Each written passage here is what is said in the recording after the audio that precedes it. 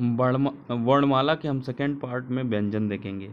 प्रकंपित देखिए र होता है, प्रकंपित व्यंजन र होता है, याद रखिएगा।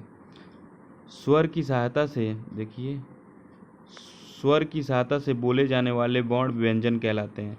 परंपरागत रूप से व्यंजनों की संख्या 33 मानी जाती है। द्विगुण व्यंजन को ढ ढ अड़ और ढ को जोड़ देने पर इनकी संख्या 35 हो जाती है। हिंदी व्यंजनों का वर्गीकरण स्थान के आधार पर, प्रयत्न के आधार पर। स्थान के आधार पर,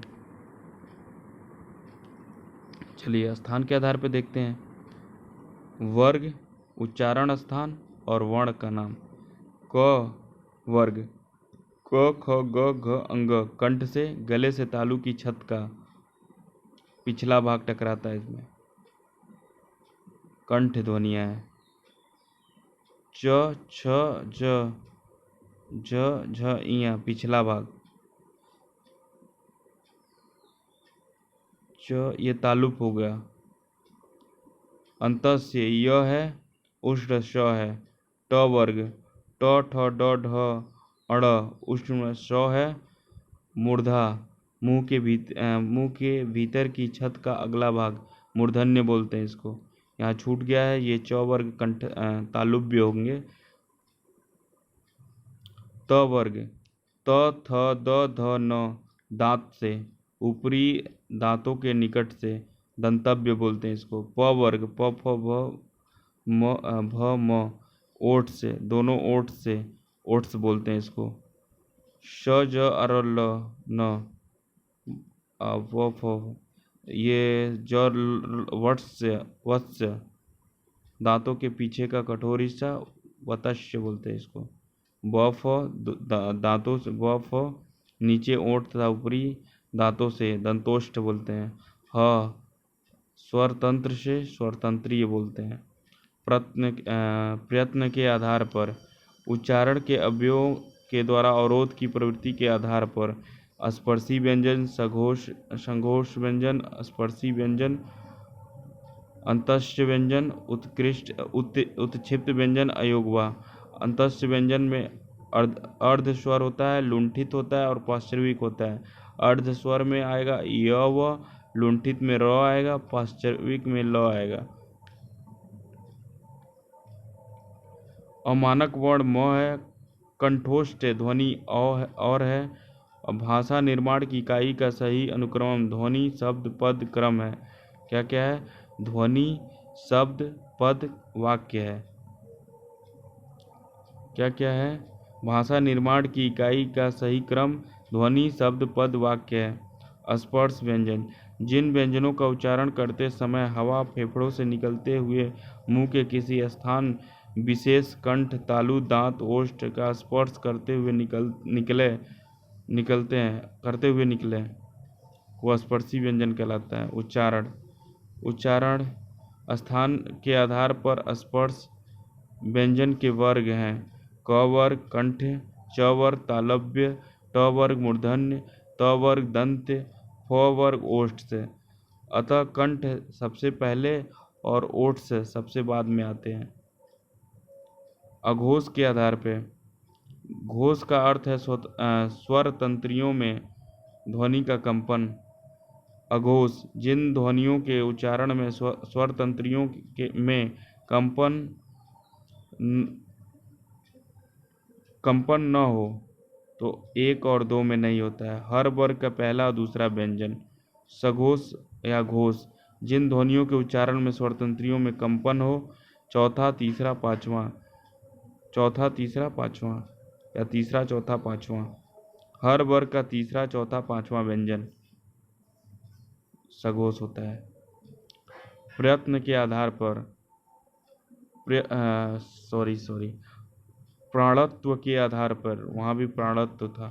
प्राणत्व के आधार पर यहाँ प्राण का अर्थ हवा से है। अल्प प्राण, जिन व्यंजनों के उच्चारण में मुख से कम हवा निकले। ठीक है। हर वर्ग का तीसरा, पहला और पांचवा, यानी पहला तीसरा पांचवा प्लस अंतस्य वर्ण, ये सब क्या होंगे? अल्प प्राण होंगे। जिन महाप्राण, जिन व्यंजनों के उच्चारण में मुख से अधिक हवा निकलता है, हर वर्ग का दूसरा और चौथा प्लस ऊष्म वर्ण। ये चार्ट देखते हैं। अल्प प्राण, महाप्राण, प्रथम, तीसरा, पांचवा ये अल्प प्राण में आएंगे, दूसरा और चौथा महाप्राण में आएंगे। अब देखिए क, ग और अंग, च, ज, य, ट, ड, अण, त, द, न, प, ब, म और य और ल अंतस्य वर्ण, ये सब किस में आएंगे? अल्प प्राण में आएंगे। इसी तरह ख और घ, झ, छ और झ, ट और ढ, थ और घ, ध, ह और भ, स, श, ह, ये ऊष्म वर्ण है। ये सब किस में आएंगे? महाप्राण में आएंगे, याद रखिएगा। चलिए आगे चलते हैं।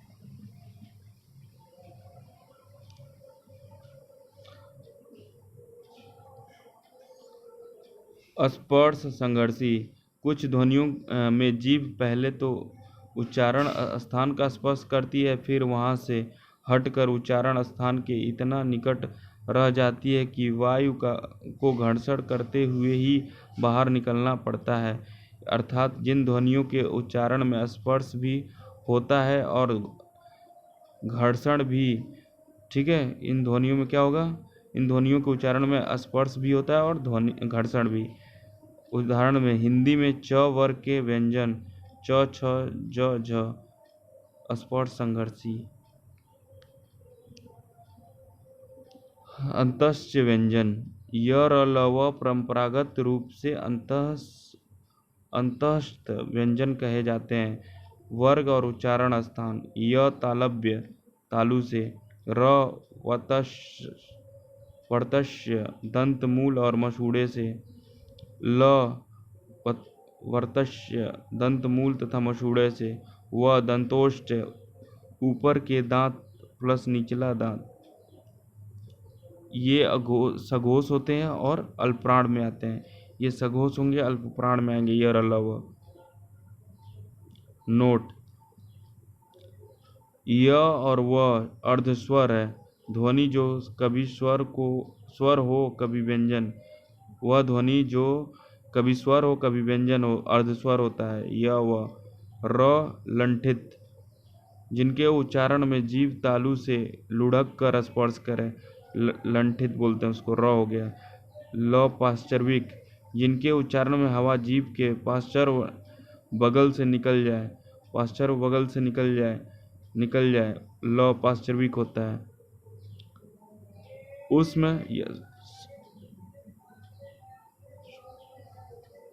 ऊष्म संघर्षी, जिन व्यंजनों के उच्चारण करते समय वायु मुख से किसी स्थान विशेष पर घर्षण या रगड़ खाकर निकले और ऊष्मा पैदा करे। श तालव्य तालु, श मूर्धन्य मूर्धा, स वर्तस्य दंतमूल मसूड़ा, ह स्वर तंत्रीय स्वर यंत्र कंठ के भीतर स्थित। ये अघोष होता है, महाप्राण होता है। अघोष मतलब ये तीनों जो ऊपर वाले हैं श श श, ये अघोष और महाप्राण होते हैं। और नीचे वाला ये है ह, ये सघोष होता है और महाप्राण होता है। सघोष होता है और महाप्राण, थोड़ा ध्यान देना है यहाँ।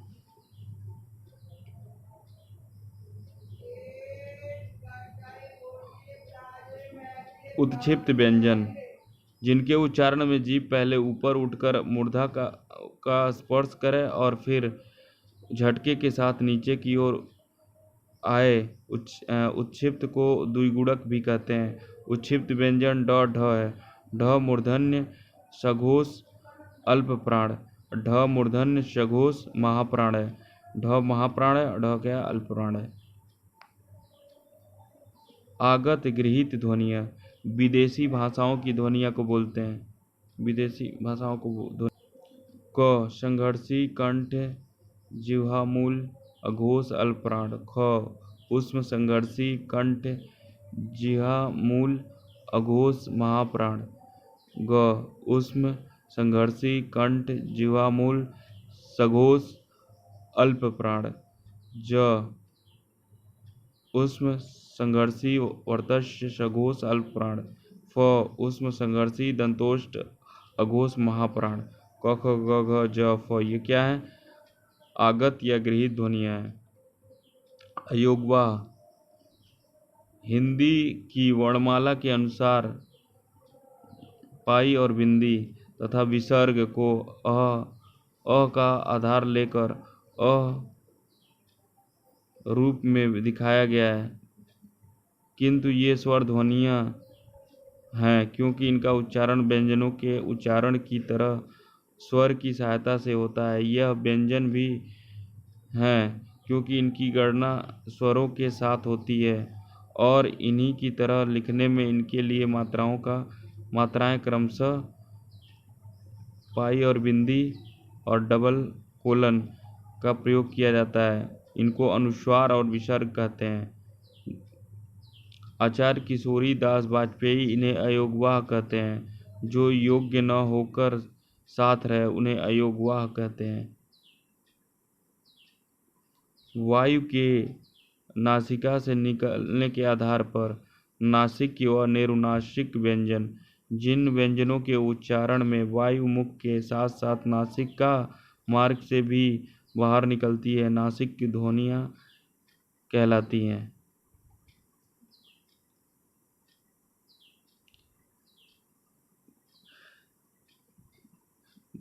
निर्नुनासिक या मौखिक, जिनके उच्चारण में नासिका मार्ग बंद रहता है और वायु केवल मुख से ही बाहर निकलती है, निर्नुनासिक या मौखिक ध्वनियाँ कहलाती हैं।